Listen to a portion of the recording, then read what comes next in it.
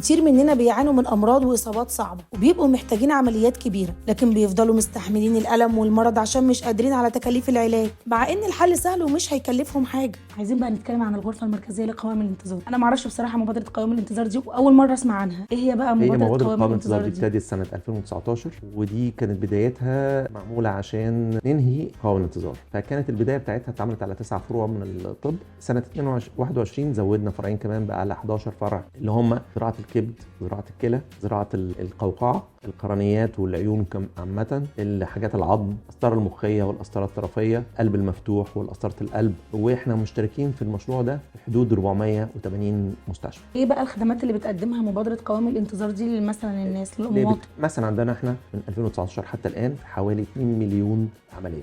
فاحنا الدوله تكفلت بان تخلص الحالات دي كلها على حساب نفقه الدوله او على حساب التامين الصحي. يعني دلوقتي المريض تعبان يروح فين يكشف ويسال على مبادره قوائم الانتظار دي فين؟ هو ما بيسالش على المبادره، امال هو بيروح يكشف هيعمل عمليه في مستشفى جه المعهد عندنا. خلاص بنقول له ان انت محتاج قوقعه، بنعمل له لجنه ثلاثيه. لو كان ملهوش تامين صحي يبقى دي نفقه الدوله. بيروح يتعمل له قرار، القرار يطلع هيتحط رقم القرار ده في غرفه قوائم الانتظار. تمام. نفس الكلام لو ليه تامين صحي بيروح للتامين الصحي العيادات بتاعته. احنا بنبعته بورقه بيتعمل له اللجنه بتاعته وبيتحط لما يتوافق على العمليه على قوائم الانتظار. بنقول له ان العمليه بتاعتك في الحته الفلانيه يوم كذا عشان تتوجه ليه عشان تتعمل له العمليه. شكرا جدا يا دكتور احمد، ربنا يخليك، شرفت بمقابله حضرتك.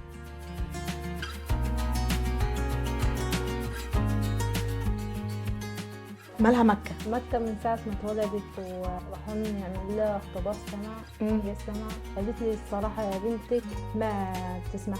رحت جيت هنا في مستشفى القوات المسلحة، هو الدكتور الصراحة اللي وداكي وقال لي هي حلة بنتك الزرع قوقعة. تمام. قال لي امشي، اعطاني ورقة كده خلصت كل حاجة من التأمين واللجنة وافقت الحمد لله على العملية، ورنت علينا يوم الثلاث، حجزنا يوم الثلاث وعملنا العملية الأربعة وخرجنا يوم الخميس. ودفعتي أي فلوس او اي حاجه؟ لا مفيش اي حاجه دفعناها في العمليه. ان شاء الله تبقى كويسه يا رب. الف سلامه عليها. السلام. عامله عمليه ايه مريم؟ زرع قوقعه. الف سلامه. عرفتي منين بقى ان هي عايزه عمليه زرع قوقعه؟ هي اول ما اتولدت رحنا الوحده نسجلها، عملت مقياس السمع اللي هو المبادره بتاع مقياس السمع اللي بيتعمل ثالث يوم الولاده ده. قالوا لي بقى ان هي ما عندهاش سمع خالص. ده في الصحه.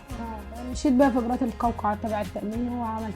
مين اللي قالك هنا على المستشفى؟ التامين هو اللي حولني على معهد السمع والكلام هنا. والورق عملت الاجراءات كلها وبعد كده هم اتصلوا بيكي؟ عملت الاجراءات وسلمت الورق هنا وهم قالوا هرنا عليك، وبعد فتره كده رنوا وجينا.